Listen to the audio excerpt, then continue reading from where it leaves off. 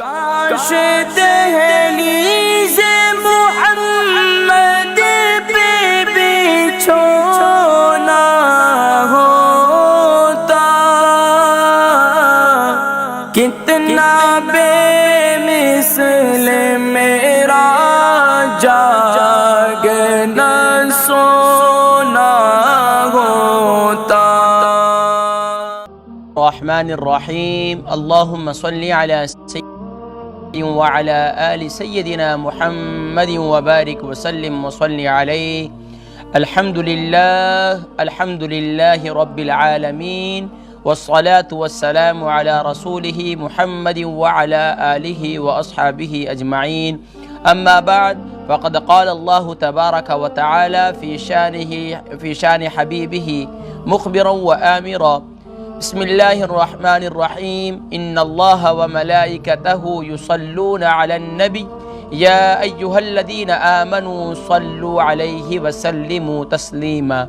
اللهم صل على سيدنا محمد وعلى آل سيدنا محمد وبارك وسلم وصل عليه۔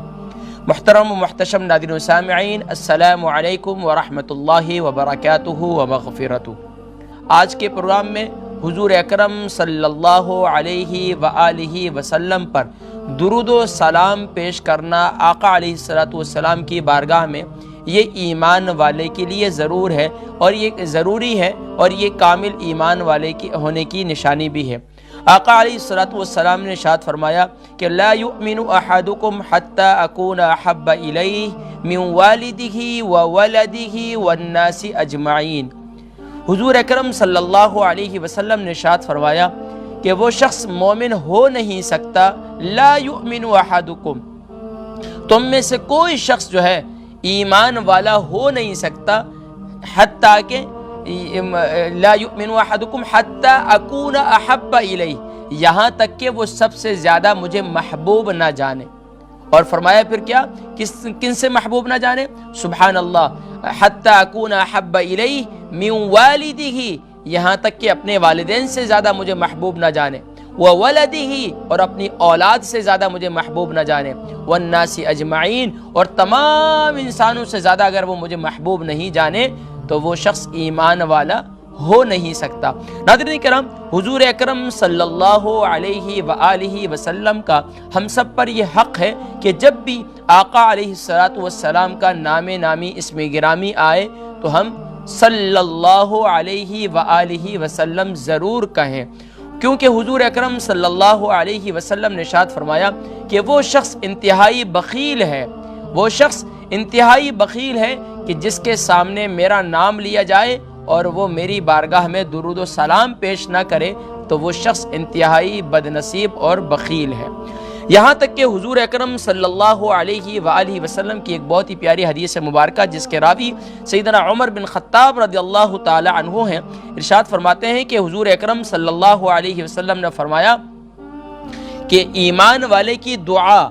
زمین اور آسمان کے درمیان معلق ہو جاتی ہے، رک جاتی ہے، اوپر نہیں جا سکتی کہ یہاں تک کہ وہ پیارے کریم آقا علیہ السلام کی بارگاہ میں درود و سلام پیش نہ کرے۔ جیسے ہی سبحان اللہ ایمان والا اپنے پیارے حبیب صلی اللہ علیہ وآلہ وسلم کی بارگاہ میں درود و سلام پیش کرتا ہے تو اللہ تبارک و تعالی اس کی دعا کو بھی قبول کر لیتے ہیں اور اس کی عبادات کو بھی شرف قبولیت نصیب فرماتے ہیں۔ ناظرین کرام، دیکھ لیجئے اللہ تبارک و تعالی نے سبحان اللہ نماز میں بھی درود و سلام رکھا، اور نماز میں بھی درود شریف رکھا، اور درود ابراہیمی ہے۔ یہاں تک کہ ایک اور حدیث مبارکہ ہے، حضرت ابو بردہ بن دینار رضی اللہ تعالی عنہ سے یہ حدیث مبارکہ مروی ہے کہ رسول کریم صلی اللہ علیہ وسلم نے ارشاد فرمایا کہ میرا جو امتی خلوص دل سے مجھ پر صلاۃ و سلام بھیجے، اللہ تعالی اس پر 10 رحمتیں نازل فرماتے ہیں، اور اس کے صلے میں اس کے 10 درجے بلند کر دیے جاتے ہیں، اور فرمایا کہ اس کے 10 گناہ معاف کر دیے جاتے ہیں، اور فرمایا کہ جب ایک ایمان والا ایک مرتبہ درود و سلام پیش کرتا ہے تو اس کی برکت سے 10 گناہ بھی معاف ہو جاتے ہیں، 10 اور درجات بھی بلند ہو جاتے ہیں، اور 10 نیکیاں بھی نامہ اعمال میں لکھ لی جاتی ہیں۔ یہاں تک کہ حضرت کعب بن کعب رضی اللہ تعالیٰ عنہ سے انصاری صحابی ہیں، ان سے مروی ہے کہ حضور اکرم صلی اللہ علیہ وسلم کے بارے میں ذکر کرتے ہیں کہ ایک دن رسول کریم صلی اللہ علیہ وسلم نے ہم لوگوں سے فرمایا کہ میرے پاس آ جاؤ۔ ہم لوگ حاضر ہوئے اور آپ کو جو کچھ ارشاد فرمانا تھا آقا علیہ الصلوۃ والسلام نے، جب آپ صلی اللہ علیہ وسلم ممبر پر جانے لگے تو ممبر کے پہلے درجے پر قدم رکھا اور آپ نے فرمایا کہ آمین۔ جب آپ نے دوسری سیڑھی پر پاؤں رکھا فرمایا کہ آمین، پھر جب تیسری سیڑھی پر پاؤں رکھا پھر کہا آمین۔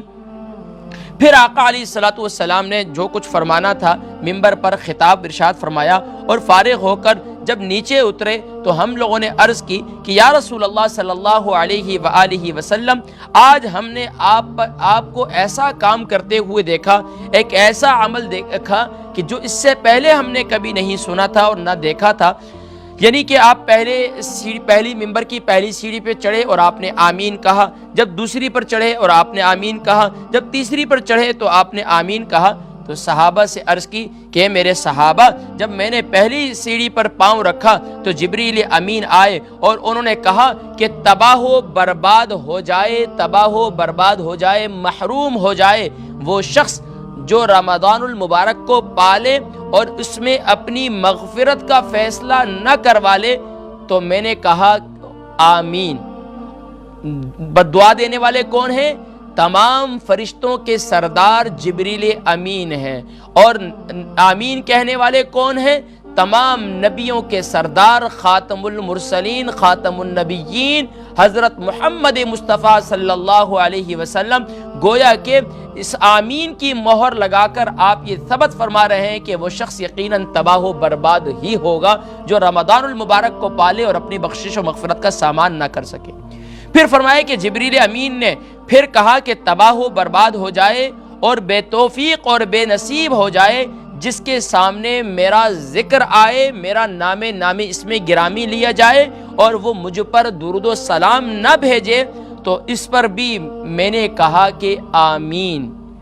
اور پھر جب فرمایا کہ جب میں نے ممبر کی تیسری سیڑھی پر پاؤں رکھا تو جبریل امین نے یہ بددعا دی کہ تباہ و برباد ہو جائے وہ بدبخت آدمی، وہ بدنصیب شخص جس کے ماں باپ دونوں یا دونوں میں سے کوئی ایک ان کے سامنے بڑھاپے میں ہو جائیں اور وہ ان کی خدمت کر کے ان کو راضی اور خوش نہ کرے، جنت کا مستحق نہ ہو جائے۔ تو میں نے کہا کہ آمین۔ اللہ اکبر۔ حضور اکرم صلی اللہ علیہ وآلہ وسلم کہ یہ پیاری حدیث مبارکہ اگر میں اور آپ اپنی زندگی کے 3 اصولوں کو ہی اپنا لیں۔ پہلا اصول زہ نصیب ہے، رمضان المبارک جن جن کو نصیب ہوا، مغفرت کا سامان کیا، نیک اعمال کیے، سبحان اللہ زہ نصیب ہے۔ لیکن یہ 2 عمل تو ایسے ہیں جو ہر دن ایمان والے کو نصیب ہو سکتے ہیں۔ پہلا عمل روزانہ کی بنیاد پر پیارے کریم آقا علیہ الصلوۃ والسلام کی بارگاہ میں درود و سلام کے تحفہ پیش کرنا، درود و سلام کے سبحان اللہ درود و سلام کا تحفہ پیش کرنا، اور پھر خاص طور پر شب جمعہ، جیسے آج کی رات شب جمعہ کی رات ہے اور شب جمعہ میں پیارے کریم آقا علیہ الصلوۃ والسلام کی بارگاہ میں درود و سلام پیش کرنا کتنی بڑی سعادت ہے۔ اور یہاں تک کہ پھر آقا علیہ الصلوۃ والسلام نے ارشاد فرمایا کہ وہ شخص، جبریل امین نے کیا بددعا دی؟ جو رمضان المبارک کو پالے اور جو اپنے ماں باپ کو پالے اور ان کی خدمت نہ کر سکے۔ ہمارے لوگ کیا کرتے ہیں؟ فلاں مولوی صاحب کے پاس جا رہے ہیں، فلاں پیر صاحب کے پاس جا رہے ہیں، فلاں لوگوں کے پاس جا رہے ہیں، ہمارے لیے دعا کریں، ہمارے لیے دعا کریں۔ ارے جنت تو تمہارے گھر میں موجود ہے ظالموں، کہ تمہارے ماں باپ زندہ ہیں اور تم ان کی خدمت نہیں کرتے، تم انہیں ایک کال نہیں کرتے، تم ان کے پاس بیٹھتے نہیں، ان کی خدمت کرتے نہیں، اور تم دنیا کو کہتے ہو ہمارے لیے دعا کرو۔ ارے دعا کے دروازے تو تمہارے لیے جنت کے دروازے بھی وہیں سے کھلیں گے اور جہنم کے دروازے بھی وہیں سے۔ اللہ اکبر۔ تو اللہ تبارک و تعالی ہم جن کی خوش نصیبی ہے کہ ان کے والدین زندہ ہیں تو وہ ان کی خدمت کر کے اللہ کو راضی کریں، نہیں تو جبریل امین کی بددعا اور نبی کی آمین اس پر کہنا یہ اس بات کی علامت ہے کہ وہ شخص دنیا میں بھی ذلیل و رسوا ہوتا ہے اور دنیا سے جانے کے بعد بھی۔ تو گویا کہ اس حدیث مبارکہ سے جو ہمیں سبق ملا وہ یہ ہے کہ ہم کثرت کے ساتھ یومیہ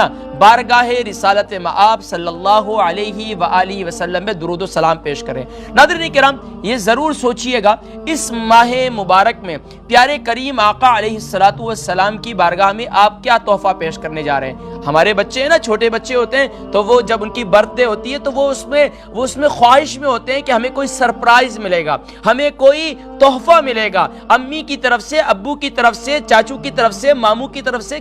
ہوتا ہے بچوں میں۔ لیکن ہمارے پیارے نبی صلی اللہ علیہ وسلم اس مہینے میں دنیا میں تشریف لائے، بحیثیت امتی ہونے کے ناطے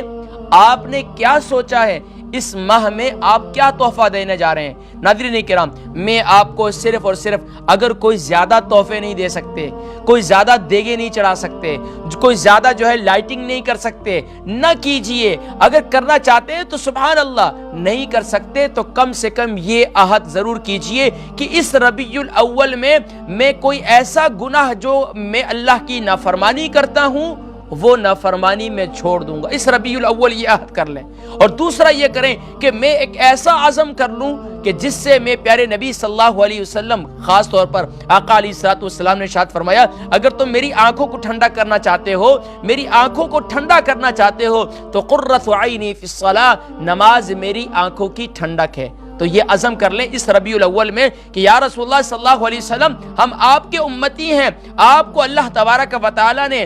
نبی بنا کر بھیجا،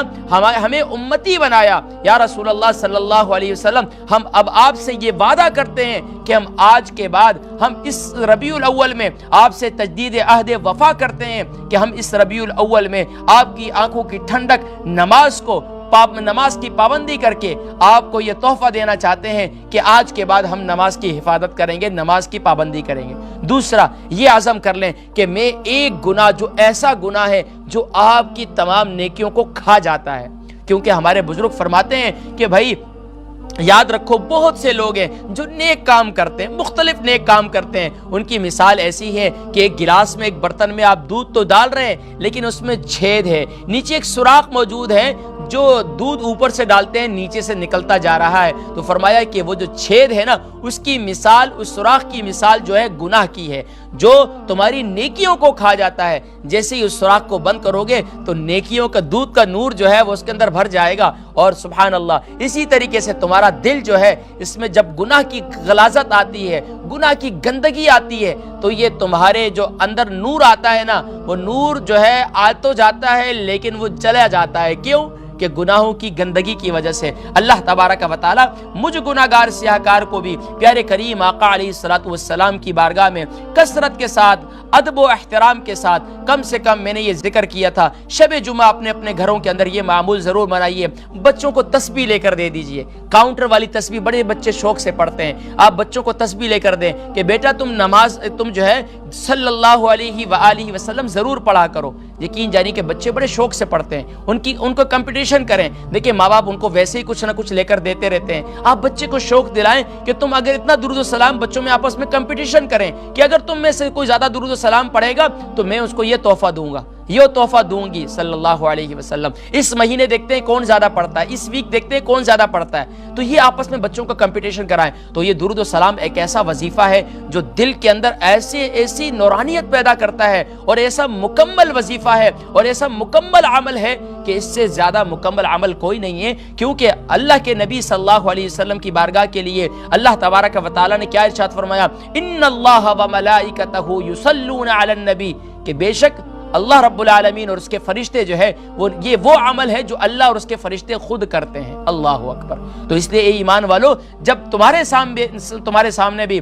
ایمان والو، تمہارے سامنے بھی نبی صلی اللہ علیہ وآلہ وسلم کا نام نامی اس میں گرامی لیا جائے تو تم بھی زبان سے صلی اللہ علیہ وآلہ وسلم پڑھا کرو۔ اور پھر ذرا سوچئے، جس گھر میں درود و سلام پڑھنے والے معصوم بچے کی زبان سے صلی اللہ علیہ وسلم نکلتا ہوگا، قربان جائیے۔ حدیث مبارکہ میں ہے کہ ہر ایمان والے کا درود و سلام جو ہے بارگاہ رسالت مآب صلی اللہ علیہ وسلم میں پیش کیا جاتا ہے، اور فرمایا کہ ایک فرشتہ مقرر ہے جو باقاعدہ اس شخص کا نام جو ہے وہ پہنچاتا ہے۔ اللہ اکبر۔ ذرا سوچئے آپ کے بچے کا نام بارگاہ رسالت مآب میں لیا جائے گا۔ تصور تو کیجئے کہ کتنی پیاری نظر شفقت اور نظر رحمت ملے گی اللہ کریم کی بارگاہ سے۔ اللہ تبارک و تعالی ہم سب کو حضور اکرم صلی اللہ علیہ وآلہ وسلم کی بارگاہ میں کثرت کے ساتھ درود و سلام پیش کرنے کی سعادت نصیب فرمائے۔ میں نے یہ کہا تھا اگر کوئی شخص یہ چاہتا ہے کہ وہ مرنے سے پہلے، موت سے پہلے اپنا ٹھکانہ جنت میں دیکھ لے، تو فرمایا کہ یومیہ جو ہے